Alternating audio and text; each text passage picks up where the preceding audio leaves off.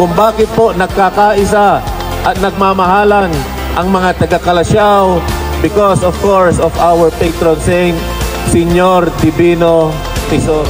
Ako po lubos na nagpapasalamat sa inyong suporta at sana sa inyong pagpapartisipa sa ating paraffle and of course sa ating mga events.